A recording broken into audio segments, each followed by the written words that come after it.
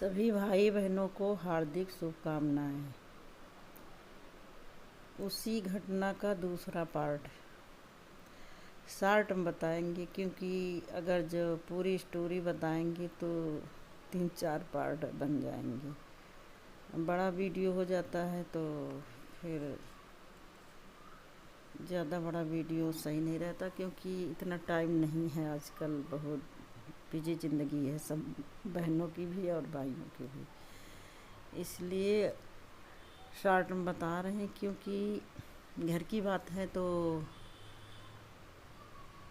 Husband भी कहीं सुन लिया या देख लिया तो डांटेंगे, और बच्चों ने भी कहीं देख लिया सुन लिया तो भी डांटेंगे।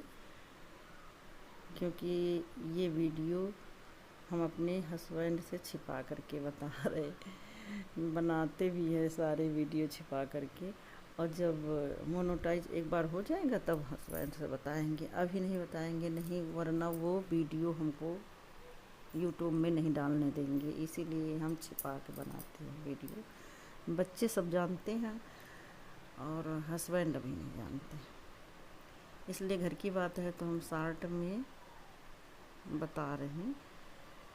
कहानी तो बहुत लंबी है, मेरे कृष्णा से जुड़ी है, इसलिए हम बता रहे हैं, वरना नहीं डालते नहीं वीडियो घर की। तो क्या हुआ कि एक हफ्ता पहले शुरू में हम लोग अस्पताल में रखे थे बच्चे को। मतलब हम लोगों ने डॉक्टरी दवा भी कराया, जहाँ जो कोई बताता था वहाँ लेके जाते थे।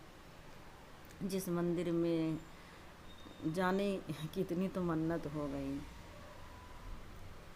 तो एक दिन की बात है कि सब लोग चले आए थे, हम रूम में अकेले थे। बच्चे को हमारे अकेले रूम में रखा गया था, जहाँ मतलब अन्य पेशेंट नहीं थे। तो दरवाज़ा बंद करके अंदर बैठे थे और हमारा लड़का सो रहा था। तो हम बैठे बैठे बस भगवान को ध्यान कर रहे थे, और फिर हमारे मन में ये विचार आया। तो हमने कहा कि जो कोई भी मेरे बच्चे के अंदर हो वो हमारे आ जाओ, हमारा बच्चा ठीक हो जाए, हमारे बच्चे को मत परेशान करो। क्योंकि दिमाग में चारों तरफ बातें जाती हैं जब कोई बीमार घर में होता है कि अचानक से क्या हो गया क्या नहीं। तो ऐसे कहते कहते बोलते बोलते हमारे मन में आया, कहीं हमने सुना था कि कसम रखने से ज़्यादा मतलब सही रहता है, वो चीज़ सामने आ जाती है। तो बस हम बोलने लगे, तुम्हारी माँ की कसम, बहन की कसम, ख़ानदान की कसम, और मेरे आ जाओ, मेरे बच्चे को ठीक मतलब बच्चा ठीक हो जाए, कोई भी हो। ऐसे सब दिमाग काम नहीं कर रहा था मेरा भी, तो इससे उल्टा सीधा अकेले में बोल रहे थे। बच्चा सो रहा था, बेंच पर बैठे हम ऐसे बोल रहे थे। तो अचानक से बेटा खड़ा मतलब बैठ गया और इशारे से हमको बुलाता है। हम पास जाते हैं और कहता मम्मी कान लाओ, एक बात बताते हैं। तो हमने कहा हाँ बताओ। तो कहता मम्मी हम तुम्हारे कृष्णा हैं। तो हमने कहा बेवकूफ़ मत बनाओ हमको, हमारे कृष्णा ऐसा नहीं कर सकते। तो कहता जो तुम्हारा एक्टिंग करके, कहता जो तुम्हारे छोटे से ऐसे इतने से वो हैं वही हम हैं। तो हमने कहा हमको बेवकूफ़ मत बनाओ, हमारे कृष्णा ऐसे नहीं कर सकते, चुपचाप सो जाओ। तो फिर लेट गया और फिर हम बैठे रहे। फिर उसके बाद देखते क्या है, नीचे हमने मोर पंख रख दिया था तकिया के नीचे, तो वही पंख लेके अपने काने में लगाता है और एक्टिंग करके जैसे बंसी बजाई जाती है ऐसे करता है, और पैर की तरफ सिरहाना रख लेता है और सिरहाने की तरफ पैर उल्टा लेट जाता है और बंसी बजाता है और आँखें ऊपर को बड़ी बड़ी करता है तो हम वैसे डरते नहीं थे, कभी नहीं डरते थे। डरते तो ये इस तरीके से बातें क्यों करते। हमें डर बिल्कुल नहीं लगता था, बिल्कुल किसी चीज़ का नहीं डर लगता था। केवल मन में एक चिंता बनी थी कि हमारा लड़का आखिर में हुआ क्या, हुआ ठीक हो जाए बस। और हमारे भूख भी नहीं लगती थी, 3-4 दिन हो गए थे कुछ खाना नहीं खाया था, बस चाय पी लेते थे। भूख ही नहीं लगती थी। मैं चलती थी तो मेरे पैर कांपते थे, ऐसा मतलब हो गया था।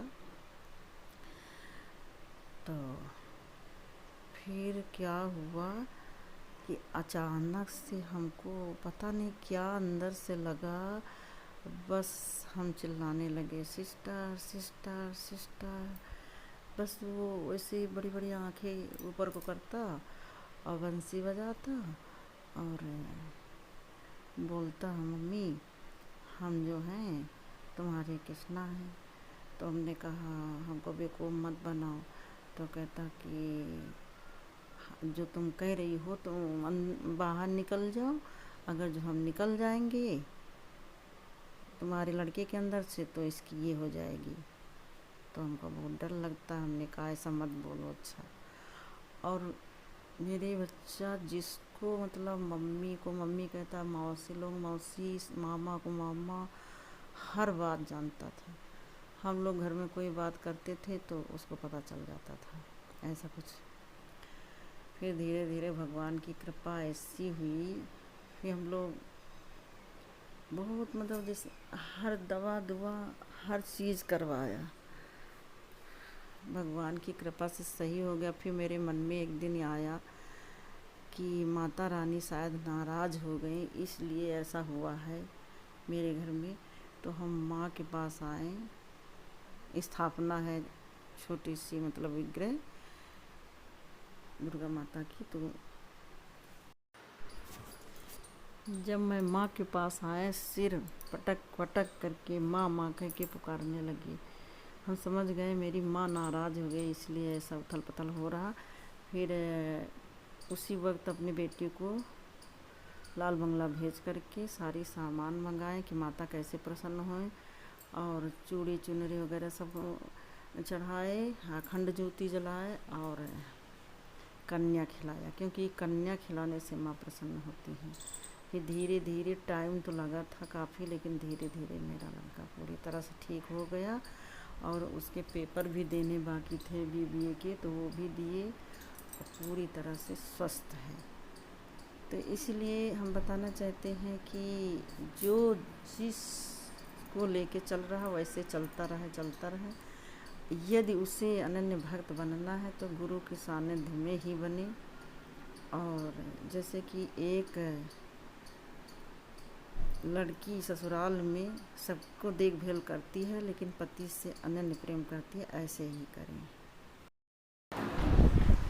हमने आज तक किसी से नहीं बताया ये क्या था, आज तक हम नहीं समझ पाए और न किसी से बताए। आज हमारे मन में ये बात आई कि हमारी जैसी भोली वाली बहुत ऐसी बहनें हैं जो उनसे ऐसी गलतियां होती रहती हैं और वो समस्या आ जाती है, तो ऐसा ना करें सभी बहनें।